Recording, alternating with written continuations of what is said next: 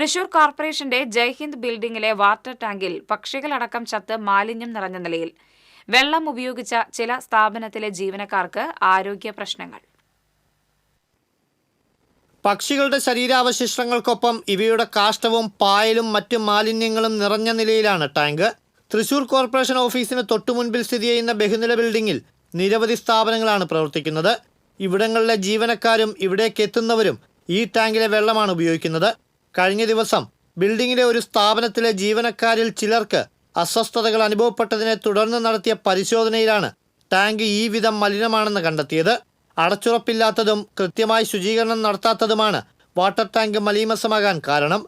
നിലവിലെ അവസ്ഥയിൽ ഇതിലെ ജലം ഉപയോഗിക്കുന്നത് കടുത്ത ആരോഗ്യ പ്രശ്നങ്ങൾക്ക് കാരണമാകും. വിഷയം ശ്രദ്ധയിൽപ്പെട്ടതിനെ തുടർന്ന് കൗൺസിലർ ജോൺ ഡാനിയൽ കോർപ്പറേഷൻ ആരോഗ്യ വിഭാഗത്തെ വിവരമറിയിച്ച് അടിയന്തര ഇടപെടൽ ആവശ്യപ്പെട്ടു. കാലപ്പഴക്കത്താൽ പൊട്ടിപ്പൊളിഞ്ഞ ബിൽഡിംഗ് തകർച്ചാവസ്ഥയിലാണ്.